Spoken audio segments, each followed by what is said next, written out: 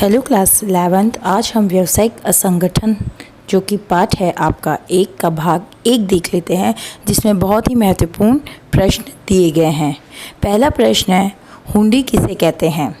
उत्तर है बिना शर्त द्रव्य का भुगतान या फिर वैध विनिमय द्वारा हस्तांतरण से परिवर्तनीय थी।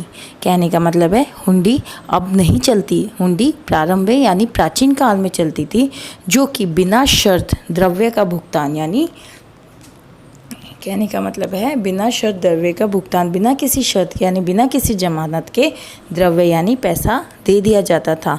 इसके साथ ही वैध विनिमय होता था, मतलब ये सभी द्वारा मान्य होती थी और हस्तांतरण से परिवर्तनीय थी। मतलब अगर मेरे पास हुंडी है तो मैं पैसा ले सकती हूँ और वो हुंडी मैंने आपको दे दी तो अब मैं पैसा नहीं ले पाऊँगी। मैं जिसके पास हुंडी है वो इसका पैसा ले पाएगा। प्रश्न नंबर 2 है, प्राचीन काल में काला सोना किसे कहा गया है? काली मिर्च को। प्रश्न नंबर 3 है, प्राचीन भारत के प्रमुख व्यापारिक केंद्र कौन कौन से हैं? प्राचीन भारत के प्रमुख व्यापारिक केंद्र हैं पाटलिपुत्र, पेशावर, तक्षशिला, इंद्रप्रस्थ, मथुरा, मिथिला, उज्जैन और भी कई। ये आपका महत्वपूर्ण प्रश्न है। प्रश्न नंबर 4, प्राचीन भारत में निर्यात की जाने वाली 5 वस्तुएं। यहाँ पे हमने 4 वस्तुएं बताई है, 5 वस्तुएं बताइए। तो यहाँ पे है आपका गेहूँ, चीनी, अफीम। इसके अलावा आप निर्यात का मतलब होता है हमने बाहर भेजा, हम भेजते हैं मणि और साथ में कुछ पशु, यानी ये सारे आपके निर्यात वाली वस्तुएं आ जाएगी। इसके बाद है प्रश्न नंबर 5, प्राचीन भारत में आयात की जाने वाली वस्तुएं कौन सी है? सबसे पहले तो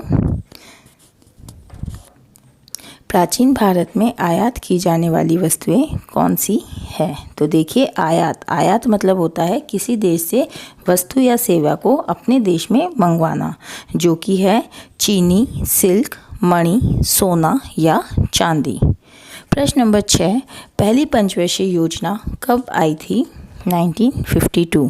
प्रश्न नंबर 7, भारत सरकार द्वारा अर्थव्यवस्था के लिए की जाने वाली नई शुरुआत कौन सी है?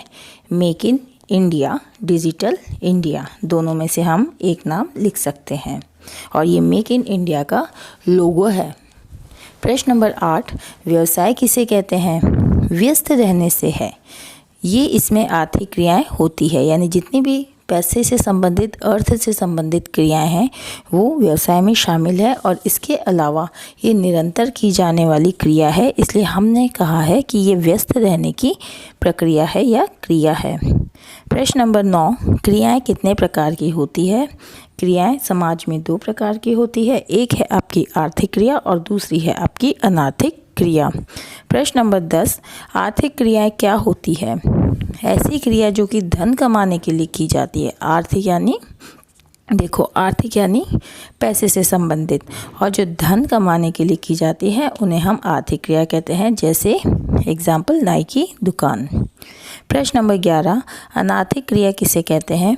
ऐसी क्रियाएं जो सहानुभूति, सहयोग, प्रेम भावना से की जाती है, जैसे आपने किसी व्यक्ति को सड़क पार करवाई है।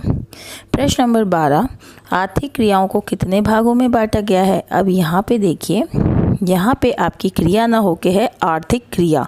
आर्थिक क्रिया को कितने भागों में बांटा गया है? आर्थिक क्रिया को 3 भागों में बांटा गया है, व्यवसाय, धंधा और रोजगार। जी हाँ, इन तीनों से ही हम धन प्राप्त करते हैं, तो ये तीनों हमारी कैसी क्रियाएं हो गई?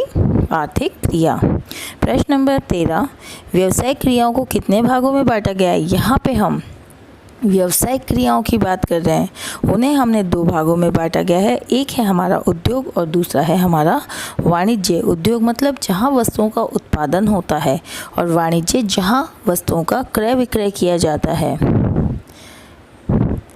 प्रश्न नंबर 14, पेशा क्या है?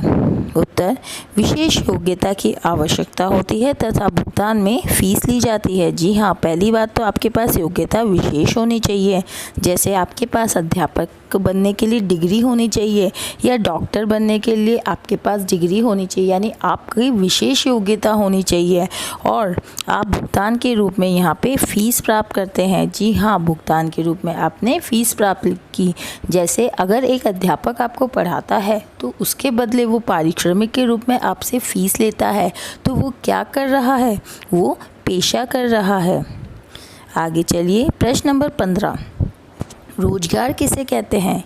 नियोक्ता के साथ अनुबंध। जी हाँ, नियोक्ता यानी जो आपको काम पे रखता है। अगर आपने किसी व्यक्ति को काम पे रखा तो आप नियोक्ता हो जाते हैं। नियोक्ता के साथ अनुबंध, अनुबंध यानी समझौता, अनुबंध होता है तथा सेवा के बदले पारिश्रमिक मिलती है।